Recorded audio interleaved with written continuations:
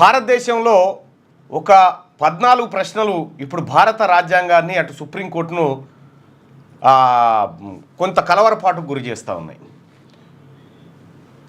రాష్ట్ర ప్రభుత్వాలు శాసనసభలో చేసినటువంటి బిల్లులను గవర్నర్ నిర్ణీత గడువులోపు వాటిని ఆమోదించాలి, లేదంటే అవి ఆటోమేటిక్గా బిల్లులుగా మారుతాయి, చట్టరూపంలోకి మారుతాయని చెప్పి ఇటీవల సుప్రీంకోర్టు ఇచ్చినటువంటి తీర్పు నేపథ్యంలో గవర్నర్ కూడా 3 నెలలలోపే తన నిర్ణయాన్ని వెలువరించాలి అంటూ అటు గవర్నర్ వ్యవస్థకు అటు రాష్ట్రపతి వ్యవస్థకు ఒక కాల పరిమితిని విధించడం జరిగింది. సో గవర్నర్కు రాష్ట్రపతికే రాజ్యాంగాధిపతికే మీరు నిర్ణీత కాలం గింతాన్ని కేటాయిస్తారని చెప్పి ద్రౌపది ముర్ము గారికి కోపం వచ్చింది, ప్రెసిడెంట్ గారికి. ఆమె వెంటనే 14 ప్రశ్నలను సుప్రీంకోర్టుకు పంపింది. నాకు ఈ ప్రశ్నలకు సమాధానం మీరు న్యాయ సమీక్ష చేసి పంపండి అని చెప్పి పంపింది. సో వాస్తవానికి తమిళనాడు కాడ రాజుకున్న పంచాయతీ. తమిళనాడు కాడ ఉన్నటువంటి గవర్నర్ గారు తమిళనాడు ప్రభుత్వం చేసినటువంటి బిల్లులను ఆమోదించకుండా అట్లా సుదీర్ఘకాలం పాటు పెండింగ్ పెట్టడంతో తమిళనాడు ప్రభుత్వం సుప్రీంకోర్టును ఆశ్రయించింది. ఆశ్రయించినటువంటి సందర్భంలో సుప్రీంకోర్టు ఆర్టికల్ 142ను ఏది ప్రస్తావనకు తీసుకొస్తూ ఈ బిల్లులను ఆమోదించాల్సిందే నిర్ణీత గడువు లోపల అంటే సుప్రీంకోర్టు ఆడ సాయత్కమైనటువంటి సమాధానం ఏం చెప్పిందంటే ఇది ప్రజలకు అవసరమైనటువంటిది, సత్వరమే అవసరమైనటువంటి కార్యక్రమం కాబట్టి మీరు ఈ 3 నెలల లోపలనే వీటిని ఆమోదించాలి, లేదు అంటే ఆటోమేటిక్గా బిల్లులు మారుతాయి. అంటే అటు స్టాలిన్ గవర్నమెంటు గతంలో పెండింగ్లో ఉన్నటువంటి అన్నిటికీ సుప్రీంకోర్టు తీర్పు కాపీని యాడ్ చేసి ఈ బిల్లులుగా మారిపోయినాయని చెప్పి అయితే ఇది ఒక రకమైనటువంటి చర్చకు దారితీసింది. సుప్రీంకోర్టు గవర్నర్లను రాష్ట్రపతిని కూడా ఆదేశించగలదా, నిజంగా సుప్రీంకోర్టుకు అంత దమ్ముందా అనేది ఒక విస్తృతమైన చర్చ సాగింది.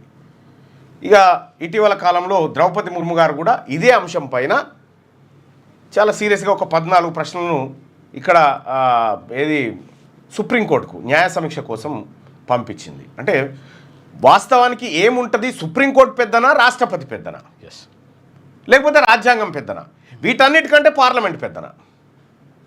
ఈ అంశాలన్నీ ఒకసారి మనం కొద్దిగా కన్ఫ్యూజన్ కనిపించినా కూడా ఇవి తెలుసుకోవాలి. ఈ దేశంలో ఎవరు పెద్ద?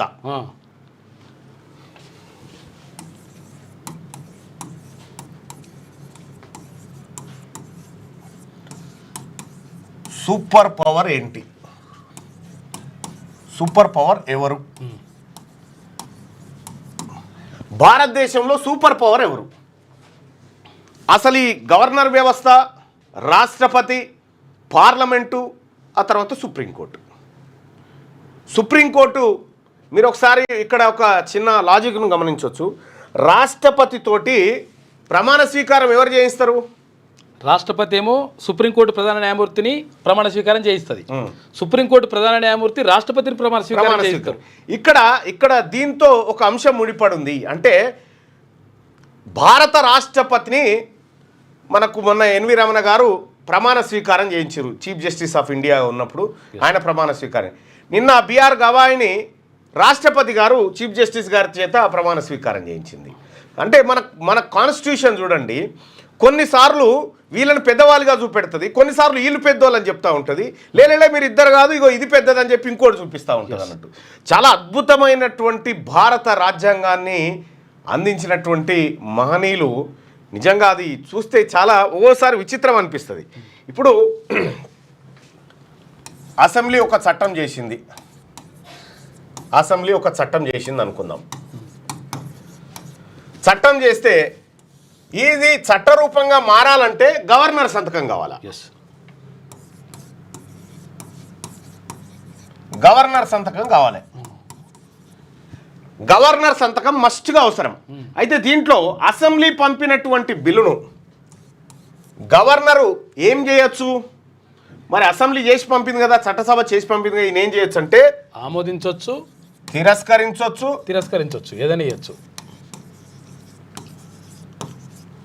ఆమోదించవచ్చు, అట్లే పక్క కూడా పెట్టొచ్చు. ఇంకా కొన్ని ఉంటాయి. ఆమోదించవచ్చు, తిరస్కరించవచ్చు. ఈ బిల్లు రాష్ట్రపతి ఆలోచనలకు వ్యతిరేకంగా ఉందనుకుంటే రాష్ట్రపతికి కూడా పంపొచ్చు. రాష్ట్రపతికి పంపొచ్చు. ఆ తర్వాత ఇంకోటి ఏంటంటే తిరిగి మళ్ళా చట్టసభకే పంపొచ్చు. ఇందులో నాకు ఇది తప్పున్నది కాబట్టి ఎందుకు దీన్ని తిరస్కరించకూడదు చెప్పొచ్చు అని చెప్పాలని చెప్పేసి మళ్ళీ పంపవచ్చు, తిరిగి పంపవచ్చు. సభకు మళ్ళీ పంపిస్తుంది. మళ్ళీ ఏమైనా పంపిస్తుంది, ఇందులో గీ పాయింట్లు ఉన్నాయి ఇవి మార్చి ఇవ్వండి అని చెప్పి మళ్ళీ సభకు పంపిస్తే మళ్ళా అసెంబ్లీ భేటీ అయిపోయి మళ్ళా ఆ చట్టాన్ని ఆమోదించి పంపించాలి. మరి ఇందులో పవర్ఫుల్ ఎవరు అనిపిస్తుంది మనకి? ఇప్పుడు ఇట్లా చూస్తే పవర్ఫుల్ ఎవరు అనిపిస్తుంది? గవర్నర్ పవర్ఫుల్ అనిపిస్తుంది. కానీ ఇక్కడ వచ్చిన బాధ ఏంటంటే వీళ్ళు పంపించిన తర్వాత అయితే మంత్రి మండలి సలహాల మేరకు ఈయన పనిచేయాలి. ఎవరు? గవర్నర్.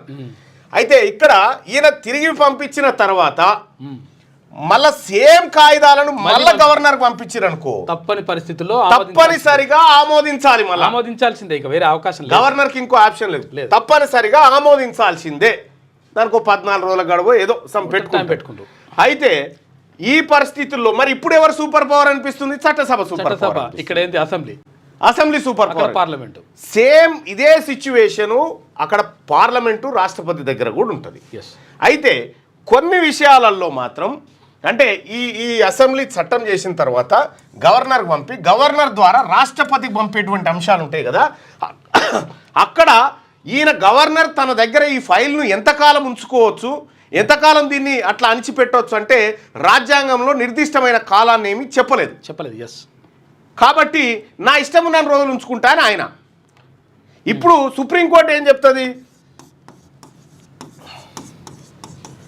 సుప్రీంకోర్టు ఏం చెప్తుందంటే నీ ఇష్టం ఉన్న రోజులు ఉంచుకోవడానికి కుదరది, ఈ చట్టం చేసింది ప్రజల కోసం. ఇప్పుడు ఫలానా ఇప్పుడు సపోజ్ ఈడొక 5,000 ఇండ్లు కట్టిద్దాం, ఇందిరం ఇండ్లు కట్టించాలి ఖచ్చితంగానో చట్టం చేసిరు అనుకుందాం. సపోజ్ అంతే చట్టం చేసిరు, ఇండ్ల వర్షాకాలం వస్తుంది ప్రజలకు ఇబ్బంది పడతారు బిల్లు ప్రవేశం అని చెప్పి ఓ బిల్లు పెట్టిరు అనుకో. సపోజ్ ఈ బిల్లును చట్టం ఇక్కడ చేసి ఇక్కడ పంపిస్తే ఆయన దగ్గరే పెట్టుకుండు, దాన్ని చట్టరూపంగా మారకుండా.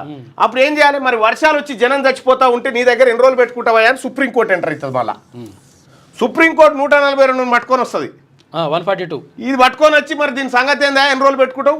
లేదు నువ్వు సంతకం పెట్టవలసిందని చెప్తుంది అన్నట్టు. మరి ఈడ ఇప్పుడు ఎవరు సూపర్ పవర్? ఈడ సూపర్ పవర్ ఎవరు? సుప్రీంకోర్టు కనిపిస్తుంటుంది. ఓవైపు అసెంబ్లీ కనిపిస్తుంటుంది, ఓవైపు గవర్నర్ సూపర్ పవర్ కనిపిస్తూ ఉంటారు, ఆ తర్వాత సుప్రీంకోర్టు కనిపిస్తుంది. ఇవి కాకుండా ఇంకొకటి ఉంది మళ్ళా, పార్లమెంటు. ఇక్కడ పార్లమెంటే ఫైనల్ అనిపిస్తుంది. మళ్ళా ఇక్కడ పార్లమెంట్ ఉంది. ఈ పార్లమెంట్ ఏంది? మళ్ళా ఈ పార్లమెంట్లో కూడా సేమ్ కథ. పార్లమెంట్లో ఉభయ సభలు ఉంటాయి, లోక్సభ రాజ్యసభ. దాన్ని మనము ఎగువ సభ దిగువ సభ అంటారు. ఎగువ సభ అంటే రాజ్యసభ, దిగువ సభ అంటే లోక్సభ. ఇది ప్రజలు ఎన్నుకున్న వాళ్ళు, ఇది ప్రజల చేత ప్రత్యక్షంగా, ఇది ప్రత్యక్ష ఎన్నికల ద్వారా, ఇది పరోక్షంగా, ఇది పరోక్ష ఎన్నిక పద్ధతి. ఇది పరోక్ష ఎన్నిక పద్ధతి. అయితే ఇక్కడ వచ్చిన బాధ ఏంటంటే ఇటు సుప్రీంకోర్టు, ఆ తర్వాత అసెంబ్లీలు, ఆ తర్వాత రాష్ట్రపతి, రాజ్యాంగం, వీటన్నిటిని కూడా కొట్టేయగల శక్తి దీనికి ఉంటుంది, పార్లమెంట్కి ఉంటుంది. ఈ రాజ్యాంగాన్ని మార్చే శక్తి పార్లమెంట్కి ఉంటుంది. రాష్ట్రపతి ఏం పని చేయాలో వాళ్ళే ఓ చట్టం చేసి తీసుకురావచ్చు. రాష్ట్రపతికి నువ్వు ఆయనలకైనా రూమ్లకైనా బయటికి వెళ్ళడానికి వీల్లేదా అని ఇక్కడ చట్టం చేస్తే వెళ్ళొద్దిగా. ఇక్కడ సూపర్ పవర్ ఏంది? పార్లమెంట్. అప్పుడు ఏమవుతుంది? ఇప్పుడు రాష్ట్రపతి రబ్బర్ స్టాంప్ మాత్రమే అవుతుంది. అయితే మళ్ళీ ఇక్కడ సుప్రీంకోర్టు ఎంటర్ అయ్యే ఛాన్స్ ఉంటుంది. 142 పట్టుకొని వస్తారు వాళ్ళు. లేనే మేము ఇటువంటి న్యాయ సమీక్ష చేస్తామని మళ్ళీ. సరే అది వేరే, కానీ అల్టిమేట్ గా ఈ దేశంలో సూపర్ పవర్ ఏంటంటే పార్లమెంటు. పార్లమెంటుకు అధిపతి ఎవరు? ప్రధానమంత్రి, అధ్యక్షుడు. అంటే అక్కడ స్పీకర్ ఉన్నప్పటికి కూడా అంటే ప్రభుత్వాధిపతి ఎవరు? సభాపతి ఎవరు? ఏది సభాపక్ష నాయకుడు ఎవరంటే ప్రధానమంత్రి. ఈ దేశంలో ప్రధానమంత్రి సూపర్ పవరా, రాష్ట్రపతి సూపర్ పవరా? రాష్ట్రపతి సంతకం పెట్టేదాకా మరి అది చట్టంగా మారదు. కానీ సూపర్ పవర్ ప్రధానమంత్రి. వాస్తవాధికారాలు చెలాయించేది ప్రధానమంత్రి. అయితే నామమాత్రపు అధికారాలు చెలాయించేది పేరుకు మాత్రం రాష్ట్రపతి పెద్ద.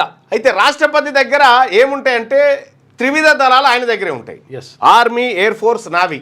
ఈ మూడు ఆయన కంట్రోల్లో ఉంటాయి. భూమి మీద గాలిలో అవ్వాలన్నా నీటిలో అవ్వాలన్నా. సో అట్లా మనకు భారతదేశానికి, అందుకే నీకు అమెరికాకు పోతే అమెరికా ప్రెసిడెంట్ అంటే సూపర్ పవర్, మరి ఇండియా ప్రెసిడెంట్ అంటే కాదు. ఇక్కడనేమో మన దగ్గర ఈ వ్యవస్థ ఉంటుంది. ఏది అక్కడనేమో అధ్యక్ష తరహా ప్రభుత్వాలు ఉంటాయి, ఇక్కడనేమో ఈ ప్రధానమంత్రి పార్లమెంటరీ సిస్టమ్ ఇక్కడ ఉంటుంది అన్నట్టు. కాబట్టి ఇట్లా ఇప్పుడు ఈ అంశం ఎక్కడికి దారితీస్తుంది? నిజంగా ద్రౌపది ముర్ము గారు ఏమడుగుతా ఉన్నారు? కోర్టులకు మాకు సమయాన్ని నిర్దేశించేటువంటి హక్కు ఉందంటే కొన్ని సందర్భాల్లో ఉంది, కొన్ని సందర్భాల్లో లేదు. ప్రత్యేకమైన పరిస్థితుల్లో సుప్రీంకోర్టు ఎంటర్ కావచ్చని, అయితే మా గడువును మీరెట్లా నిర్దేశిస్తారు అని ఎవరు రాష్ట్రపతి ద్రౌపది ముర్ము గారు చెప్పడంతో ఇప్పుడు ఒక ధర్మాసనాన్ని ఏర్పాటు చేసి ఆ 14 ప్రశ్నలకు ధర్మాసనం సమాధానాలు రాసి నివేదిక రాష్ట్రపతికి సమర్పించారు. జగదీప్ ధన్ఖడ్ ఉపరాష్ట్రపతి జగదీప్ ధన్ఖడ్ అయితే ఇష్టం గట్టిగా మాట్లాడండి, అట్లయితే మీరు ఎవరు అన్నట్టుగా. సుప్రీంకోర్టు ఎవరా మాకు చెప్తానికి? మాకు టైం పెడతారా సుప్రీంకోర్టు? మేము రాజ్యాంగ పరిరక్షకులు మీడా అని చెప్పి అటు రాష్ట్రపతి ఉపరాష్ట్రపతి ఇద్దరు కలిసి వాళ్ళు మరి ఇప్పుడు ఈ పంచాయతీ ఎక్కడి వరకు వస్తుందో చూడాలి. కాకపోతే ఏంటంటే ఇది భారత రాజ్యాంగ మూలాలను పెకిలించేటువంటి సమస్యగా కనిపిస్తుంది. మూలాల దగ్గరికి పోయి చర్చించుకునేటువంటి సమస్యగా కనిపిస్తూ ఉంది.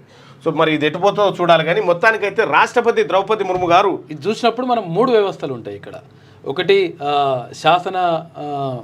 ఏది అదే అంటే శాసనాలు చేసేటువంటిది ఇది, తర్వాత న్యాయశాఖ, తర్వాత ఇది కార్యనిర్వాహక వర్గం. సో దీంట్లో ఫోర్త్ ఎస్టేట్ అని మీడియా కూడా వస్తుంది. అది అంటే ప్రజాస్వామ్యానికి 4 శాసనశాఖ, శాసనసభ, ఇగో ఒకరు చట్టాలు చేసేటోళ్ళు, 2 ఇంప్లిమెంట్ చేసేటోళ్ళు, 3 న్యాయశాఖ, 4వది ఫోర్త్ ఎస్టేట్ మీడియా. ఇట్లా ఉంటుంది అన్నట్టు. అయితే మరి ఈ పంచాయతీ ఎక్కడికి వస్తుందో చూడాలి. కానీ ఇక ఇది రాష్ట్రపతికి సంబంధించినటువంటి ప్రశ్నల పంచాయతీ. మీ పిల్లలు ఐఐటి, ఎంసెట్ లాంటి కాంపిటేటివ్ ఎగ్జామ్స్ కి ప్రిపేర్ అవుతున్నారా? జాబ్స్ కోసం చేసే ప్రయత్నంలో విఫలమవుతున్నారా? ఇంగ్లీష్ పై పట్టు సాధించలేక పోటీ ప్రపంచంలో వెనుకబడుతున్నారా? స్టేట్ సిలబస్ అయినా సెంట్రల్ సిలబస్ అయినా అన్ని సబ్జెక్టులు ఇప్పుడు ఒక్క క్లిక్ లో. షేక్ స్పైకర్ ఇప్పటి వరకు ఎవరు తయారు చేయలేని విధంగా రూపొందించబడిన సరికొత్త యాప్. ఇప్పుడే షేక్ స్పైకర్ యాప్ ని ప్లే స్టోర్ నుండి డౌన్లోడ్ చేసుకోండి. కేవలం 1000 రూపాయలకే 7 ఏళ్ల పాటు సబ్స్క్రిప్షన్ పొందండి.